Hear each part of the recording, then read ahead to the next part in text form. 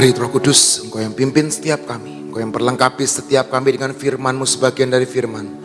Biar firman-Mu ini Tuhan berbicara lewat hidup kami, memperlengkapi kami, membuat kami semakin mengerti apa yang Kau kehendaki dalam kehidupan kami. Mari jelaskan, mari terangkan Roh Kudus. Roh hikmat, pewahyuan, pengertian turun di dalam hidup kami. Hanya di dalam nama Tuhan Yesus Kristus. Sama-sama berkata, amin. Shalom saudara semuanya. Hidup itu diantara huruf B dan D. Saya pernah berkata saudara. Betul gak sih saudara? Kalau dalam bahasa Inggris, hidup. Huruf B itu adalah birth, kelahiran. Betul saudara? Huruf D dalam bahasa Inggris artinya apa? Death. Dan di tengah-tengahnya ada yang namanya C. Ada yang ngerti saudara? C. Singkatan apa? Choice. Artinya apa? Pilihan saudara. Ketika bangsa Israel sebagai umat pilihan Allah, dia ditebus dari Mesir, dari perbudakan, oleh tangan manusia, oleh tangan Tuhan. Oleh tangan siapa saudara? Tangan. Bahkan mereka keluar dari tanah Mesir, dianggap Tuhan ngomong sebagai pahlawan-pahlawan Tuhan. Betul? Tapi berjalannya waktu, ternyata sebagian besar, bahkan 90% daripada mereka tidak masuk yang namanya tanah perjanjian. Tanah perjanjian itu dijanjikan oleh siapa saudara? Oleh Tuhan kan saudara? Seringkali dalam kehidupan kita banyak janji Tuhan. Banyak yang namanya firman yang Tuhan janjikan dalam kehidupan kita. Tapi dari perjalanan bangsa Israel di padang gurun, ini memberi pelajaran buat setiap kita. Tidak ada tanah perjanjian. Tidak pernah namanya ada tanah dan susu dan madu tanpa melalui yang namanya proses padang gurun. Satu-satunya jalan untuk melewati, untuk sampai ke tanah perjanjian, tanah yang penuh dengan susu dan madu, adalah melalui yang namanya proses padang gurun. Ini merupakan gambaran. Di padang gurun mereka mendapatkan yang namanya perjanjian mana. Di padang gurun mereka melihat yang namanya tongkat Harun. Betul saudara? Di padang gurun mereka terima mujizat. Semua yang Tuhan berikan di padang gurun itu, ketika saya baca kembali, satu, Tuhan bicara di dalam hati saya. Itu adalah proses pendewasaan. Itu adalah proses yang namanya proses padang gurun. Proses pendewasaan. Proses menjadi yang namanya pahlawan-pahlawan Tuhan. Proses yang namanya menjadi lebih daripada pemenang. Saudara dan saya tahu, mereka dilahirkan adalah seorang budak. Namanya budak, tetaplah budak. Tapi Tuhan memanggil mereka ketika mereka keluar dari Mesir. Tuhan berkata, pahlawan-pahlawan, penakluk-penakluk, tentara-tentara Tuhan. Dan biarlah hari ini setiap kita mengerti banyak pilihan-pilihan dalam kehidupan ini. Saya tidak ngerti kematian saudara dan saya itu kapan, tidak ngerti. Tapi ternyata di antara huruf B sampai huruf D, di tengah-tengahnya ada huruf C, yaitu choice, pilihan hidup yang kita harus jalani. Dan keberhasilan di dalam kehidupan ini saudara, keberhasilan di dalam kehidupan ini, atau kebahagiaan dalam kehidupan ini ditentukan oleh pilihan-pilihan kita. Betul gak sih saudara? Kalau kita memilih untuk hidup berdamai, dengan sesama kita akan menuai namanya perdamaian. Betul saudara? Kalau kita memilih hidup berdamai dengan teman-teman kita, dengan rekan bisnis kita, maka kita akan menuai yang namanya kesuksesan. Karena di dalam Mazmur berkata, rukun, betul saudara? Kasih mengasihi. Kalau kita memilih kasih mengasihi. Beberapa minggu yang lalu saya pernah berkata, hidup dalam pernikahan itu belajar mati, betul saudara? Betul? Salah satunya belajar mati itu di dalam pernikahan kita. Kalau kita mau mati buat pasangan kita, percayalah, pilihan saudara, pilihan untuk mati itu pilihan. Dan saya percaya Pak Ridwan pun belajar mati buat istrinya. Dan itu belajar mati bukan karena kekuatan kita untuk belajar mati, tapi karena rohnya yang kudus yang sudah Tuhan taruh dalam hidup kita. Kita mau belajar mati buat istri kita. Amin. Itu masalah pernikahan saudara. Belajar mati di dalam nyetir mobil gimana sih? Saudara, saya ini orangnya panasan saudara. Kalau nyetir mobil pengennya ngebut terus.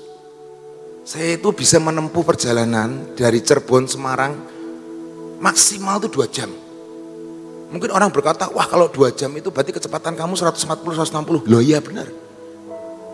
Kadangkala kalau istri saya tidur, saya kecepatannya bisa 180 sampai 190. Itu kalau anak-anak saya tidur, istri saya tidur, itu saya pencet itu gasnya.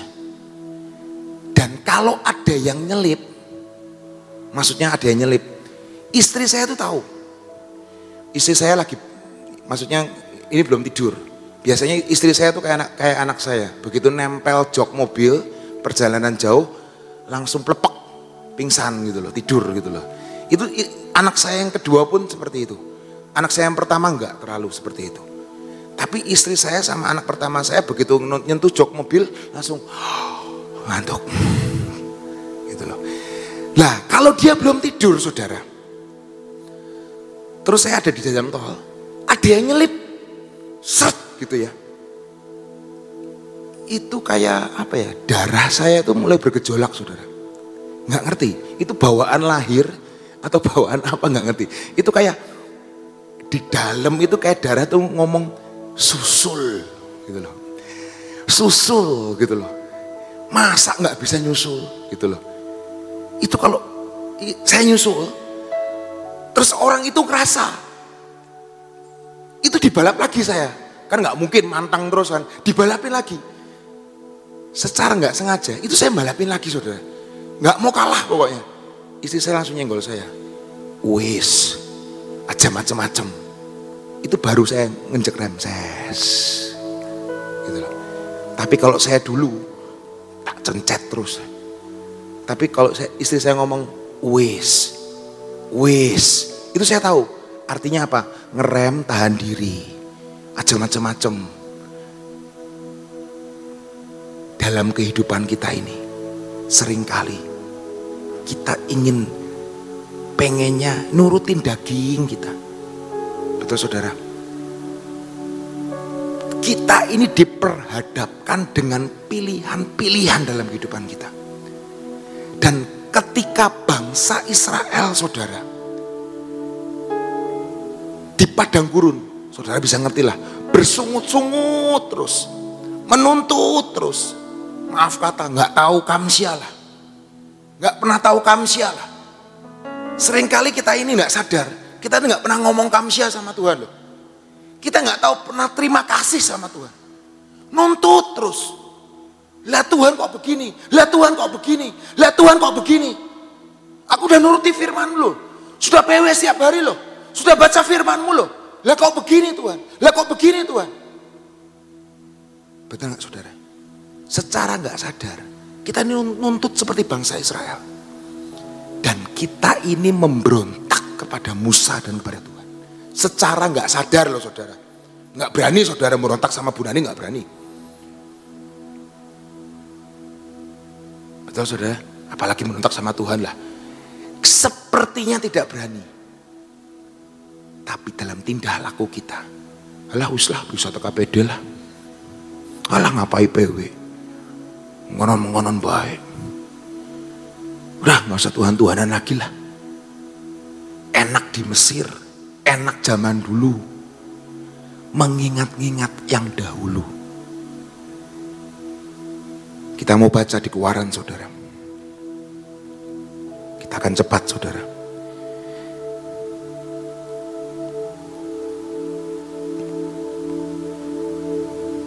Menjelang akhir dari kehidupan, menjelang dari kepemimpinan Musa. Musa ini berkata kepada bangsa Israel. Ulangan 30 ayat 19 sampai 20. Ulangan 30 ayat 19 sampai 20. Aku memanggil langit dan bumi menjadi saksi terhadap kamu pada hari ini. Kepadamu kuperhadapkan kehidupan dan kematian, berkat dan kutuk. Pilihlah kehidupan supaya engkau hidup, baik engkau maupun keturunanmu, dengan mengasihi Tuhan Allahmu, mendengarkan suaranya dan berpaut padanya. Sebab hal itu berarti hidupmu dan lanjut umurmu untuk tinggal di tanah yang dijanjikan Tuhan dengan sumpah kepada nenek moyangmu, yakni kepada Abraham, Ishak dan Yakub, untuk memberikannya kepada mereka. Hari itu di tahun ke-40 kepemimpinannya Musa. Dia sudah memimpin bangsa itu 40 tahun muter-muter di padang gurun, saudara. Banyak yang gak enak yang terjadi. Banyak kematian yang terjadi. Mereka berserakan di padang gurun. Sedangkan mereka punya janji Tuhan. 90% dari mereka gugur di padang gurun. Bahkan yang ada di antara mereka sekarang ini, kebanyakan adalah mereka yang lahir di padang gurun. Dan hari itu Musa kasih 4 pilihan. Kehidupan, kematian, berkat, kutuk. Secara normal, saudara pilih mana? Kehidupan, gak usah dikasih tahu. Pasti semua orang akan milih kehidupan. Tapi yang ini yang ngomong Tuhan. Pilihlah kehidupan. Aneh kan saudara? Artinya Tuhan itu takut kita itu pilih kematian loh saudara. Pernah mikir gitu saudara? Karena 90% meninggal loh di padang gurun loh. Tuhan ngasih 4 pilihan. Kehidupan, kematian, berkat, kutuk. Dan Tuhan ngomong wanti-wanti, pilihlah kehidupan nak. Dan Tuhan ngasih alasan lagi, supaya engkau hidup. Supaya engkau hidup. Tuhan ini lagi ngomong sama Musa, lagi sedih. 90% habis. Dan di sini ngomong supaya engkau hidup, baik engkau maupun keturunanmu, dengan mengasihi Tuhan. Di Yesaya 55 ayat 8 dan 9 berkata, sebab rancanganku bukanlah rancanganmu, dan jalanmu bukanlah jalanku. Demikianlah firman Tuhan, seperti tingginya langit dari bumi, demikianlah tingginya jalanku dari jalanmu, dan rancanganku dari rancanganmu. Benar saudara, kalau saudara suruh pilih, pasti pilih kehidupan. Tapi rancangan Tuhan sama rancangan kita itu berbeda. Jalan Tuhan, jalan kita berbeda. Ketika Yesus lahir di dunia, jalannya berbeda. Saya pernah ngomong, saudara pernah cerita. Coba kalau saudara jadi IO-nya Tuhan Yesus. Untuk kelahiran Tuhan Yesus, apa yang saudara siapkan? IO surga berkata, kandang domba lebih baik. IO surga berkata, bangsa Israel masuk tanah perjanjian, nggak lewat jalan tol. Itu 40 hari nyampe saudara. Tapi I.O. surga berkata, lewat 40 tahun di padang gurun, lewat 40 tahun proses pendewasaan, itu yang akan membuat mereka memiliki dan mewarisi yang namanya tanah perjanjian. I.O. surga berkata, rancangan dan jalan surga berkata, Yesus harus melewati yang namanya Golgota, baru sampai yang namanya kemuliaan. Hari ini saudara dan saya pasti pilih kehidupan. Tapi Yesaya berkata, rancangan dan jalan-jalan harus sesuai dengan apa yang Tuhan mau. Sebuah buku yang saya baca, saudara. Kekristenan itu bukan cuma cara Kristus menebus kita, tapi ada buku yang berkata seperti ini, saudara. Tim Keller, mungkin saudara bisa lihat lah, menuliskan dalam bukunya, berjalan dengan Tuhan itu adalah berjalan dengan penderitaan dan pengorbanan. Ketika kita nggak seperti Yesus, penderitaan dan pengorbanan, ternyata itu bukan hidup kekristenan. Jadi inti dari iman kekristenan itu adalah penderitaan yang bertujuan untuk kemuliaan. Jadi kalau hari ini saudara dan saya mengalami sedikit penderitaan, berarti saudara dan saya ada di dalam jalan-jalannya Tuhan. Tapi biarlah penderitaan itu, kesusahan itu bertujuan untuk mencapai yang namanya kemuliaan. Amin. Di awal tadi saya ngomong belajar mati. Ketika saya nyetir mobil, saya pun belajar mati. Ketika saya berbisnis, saya pun belajar mati. Nggak mau bohongin orang, nggak mau ngerugiin orang. Saya selalu marah sama koki saya atau sama racik saya.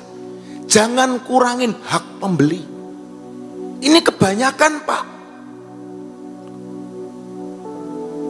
Dikorting sedikit, Pak. Enggak, takarannya dari pusat segini ya segini. Enggak pernah saya korting. Ketika ada orang yang merasa dirugikan, saya akan ganti 100 kali lipat ke mereka. Dan dalam hidup pernikahan, kalau kita mau menang-menangan sendiri di rumah, pokoknya ini ya, papa punya prinsip di rumah ya. Ini prinsip papa, nggak bisa dilanggar ya. Itu anak-anak saudara akan mengalami yang namanya keluarga, bukan keluarga yang di surga, di bumi seperti surga, tapi di bumi seperti di neraka. Ketika papa datang, itu semua ambiar.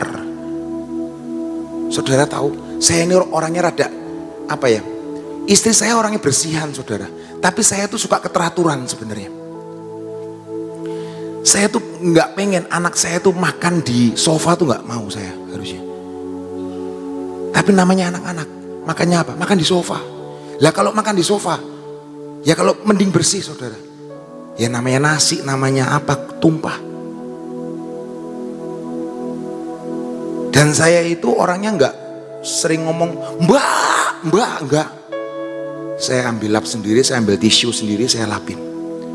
Kalau zaman dulu saya marah. Dulu saya nggak pakai pembantu, pernah nggak pakai pembantu waktu dulu saya masih bujangan, saudara. Dan itu saya nyapu. Di kamar tuh saya nyapu. Bukan kembaran saya nyapu, saudara. Kembaran saya lebih cuek dari saya lah. Saya nyapu kamar saya. Dan kalau nggak ada pembantu di rumah, kalau pas musim lebaran, biasanya saya panggil Komeng. Tapi kadang-kadang Komeng berhalangan, ya saya nyapu di rumah. Karena saya pengennya rumah saya bersih. Ya jujur, saya dapat istri bersihan, ya puji Tuhan. Lebih bersihan dari saya. Tapi istri saya nggak sampai segitu, saudara. Nginep hotel masih oke lah. Nggak bawa lap-lap, nggak. Gitu loh. Tapi hidup ini belajar yang namanya mati, saudara. Mengerti orang lain. Amin, saudara. Ayat terakhir sebelum kita selesai. 1 Korintus 15 ayat 36. Hai orang bodoh. 1 Korintus 15 ayat 36. Baca bareng-bareng deh. Yuk, 1, 2, 3. Hai orang bodoh, apa yang engkau sendiri taburkan tidak akan tumbuh dan hidup. Kalau ia tidak mati dahulu. Jalan menuju kehidupan adalah kematian. Ini firman-Nya loh. Ketika saya bertanya-tanya sama Tuhan, Tuhan jawab dong Tuhan. Tuhan cuma ngasih 1 Korintus 15 ayat 36. Hai orang bodoh, apa yang engkau sendiri taburkan tidak akan pernah tumbuh dan hidup kalau ia tidak mati dahulu. Bukan mati secara rohani, saudara, tapi mati kedaginganmu ini loh. Mau nggak engkau dihina? Mau nggak engkau mati? Mau nggak engkau diam ketika engkau dia omong-omongin? Ketika engkau rasanya tidak ada jalan, engkau berkata, oke Tuhan, aku mau nurut apa yang engkau mau. Mati egomu, mati yang namanya keirian hati, mati yang namanya dengki, mati yang namanya nafsu, mati yang namanya menginginkan kekayaan. Susah, saudara, semua orang pengen kaya, semua orang pengen enak, semua orang pengen duit. Betul, saudara? Tapi mau gak mau mati? Kalau hidupmu sudah dimatikan kedagingannya, maka percayalah seperti firman ini berkata, apa yang engkau taburkan akan tumbuh dan hidup. Seperti kebalikannya. Amin, saudara. Dan percayalah, jalan menuju kepada kehidupan, jalan menuju kepada berkat Tuhan adalah berani mati untuk keinginan diri sendiri. Dan biarlah hari ini lewat Golgota, lewat penderitaan, Yesus sudah dibangkitkan, menebus hidup kita, dan kemenangan ada di pihak-pihak anak Tuhan. Haleluya. Tuhan Yesus memberkati kita semua. Amin. Tolong tetap ditayangkan 1 Korintus 15 ayat 36 tadi ya. Ini merupakan ayat emas. Saya kalau ngomong ayat emas ingat akan cucu saya. Dia kalau baca Alkitab selalu nanya, ini ayat emas bukan? Ayat emas atau ayat perak katanya gitu. Kalau ayat perak itu nomor 2 katanya. Kalau ayat emas itu yang harus dihafalkan katanya. Ini bagus sekali untuk menjadi sesuatu hal dalam hidup saudara dan saya, benar-benar ringkasan daripada semua khotbahnya Luki tadi itu terdapat di 1 Korintus 15:36 itu dikatakan begini. Kalau engkau menabur ya benih apapun ya, itu tidak mungkin bisa tumbuh atau hidup kalau ia tidak mati lebih dahulu. Contoh, ini yang jelek ya, ya. Kita menabur menyakitkan hati seseorang. Ini kita tabur, itu benih ya. Nah, benih itu kalau sudah masuk dalam hidup kita lalu mati, dia akan tumbuh. Tumbuhnya apa? Kebencian, pengen bales ya, cari jalan ya. Saya baru baca tentang Absalom dalam pembacaan Alkitab itu. Dia sakit hati sama Amnon, kakaknya ya, karena dia mencemari adiknya. Itu kan dia nabur. Begitu dia tahu kebencian ada, terus menerus 2 tahun kemudian tumbuhlah yang dinamakan pembunuhan. Ya. Jadi hati-hati. Ya. Jadi hati-hati. Kalau kita tabur kebaikan, kita itu akan menuai kebaikan. Ya. Tapi mesti benih itu sudah ada di dalam hati kita dan itu akan bertumbuh dan bertumbuh dan bertumbuh. Ya. Mati, bertunas, terus berbunga, terus berbuah. Ya. Dan firman Tuhan katakan segala sesuatu itu pasti ada akibatnya. Taburlah kebaikan, kita akan menuai sesuatu hal yang baik. Ya. Tuhan Yesus memberkati. Mari kita berdoa. Terima kasih ya Bapak untuk firman-Mu sepanjang saat ini. Terima kasih ya Tuhan untuk present worship selama 1 jam ini. Terima kasih untuk semuanya. Saat ini kami datang di hadapan-Mu. Kami tetap minta Tuhan, roh kemampuan untuk dapat mengatasi semua kedagingan kami, mematikan kedagingan kami, dan akan terjadi pertumbuhan yang luar biasa. Menabur sesuatu hal yang baik dalam hidup kami dan akan menikmati buahnya. Terima kasih untuk kasih setia-Mu ya Bapak. Terima kasih untuk semua dan semuanya. Bapak, saat ini kami bersatu hati Tuhan, dimanapun kami berada.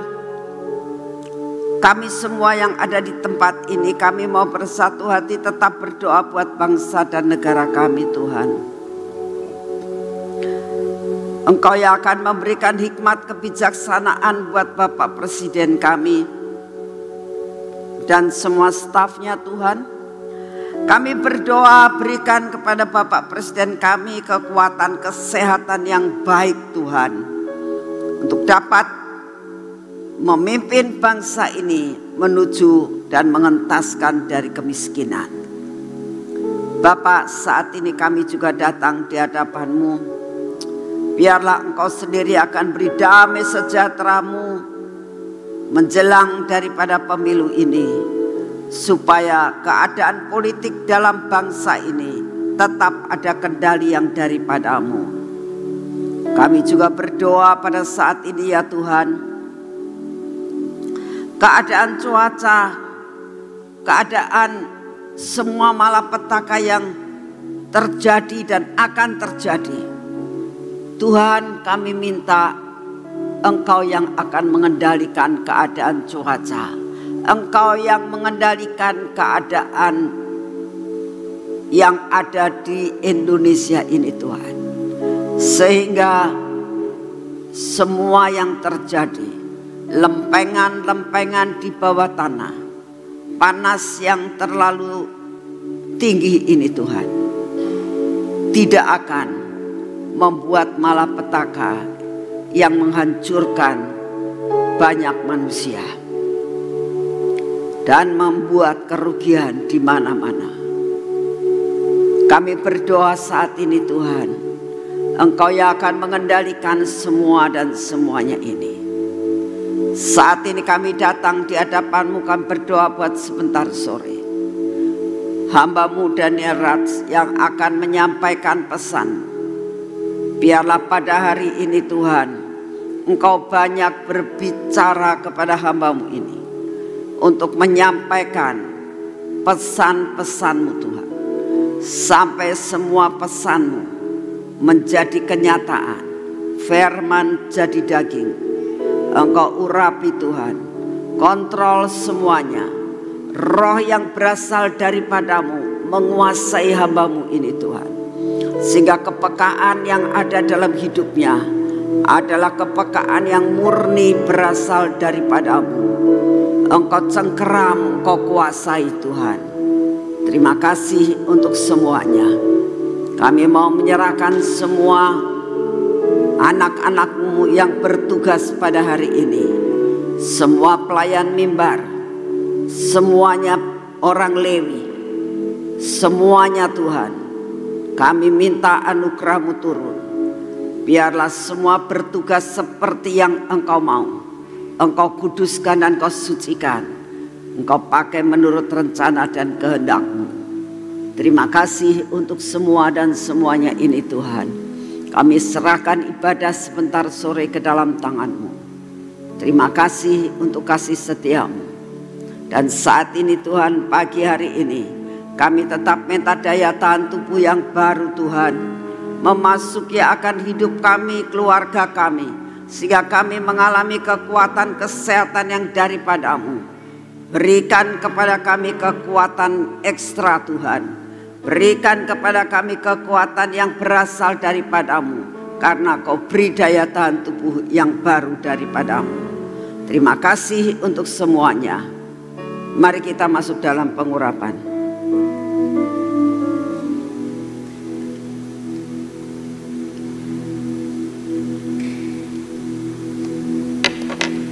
Dalam nama Tuhan Yesus, biarlah pengurapan ini memasuki akan hidup kami, menguasai mata kami, telinga kami, bibir, mulut kami, dan hati kami Tuhan. Biarlah tetap ada di dalam kontrol daripada-Mu. Semua yang tidak baik dalam hidup kami, Engkau yang akan melepaskannya Tuhan. Engkau berkati akan pekerjaan kami dengan tangan kami. Engkau berkati perjalanan kami dengan kaki kami Tuhan. Biarlah Engkau sendiri yang akan terus menentukan langkah-langkah kami Tuhan. Engkau yang menetapkan langkah-langkah kami hari ini. Engkau yang akan memberkati tangan kami dalam melakukan semua pekerjaan kami. Biarlah apa yang kami kerjakan menjadi berhasil karena kami bersama dengan Engkau. Biarlah kami boleh menerima jatah-Mu hari ini, jatah berkat yang Kau sudah siapkan buat kami. Terima kasih untuk semuanya, di dalam nama Tuhan Yesus. Amin. Selamat pagi, Tuhan memberkati saudara semuanya.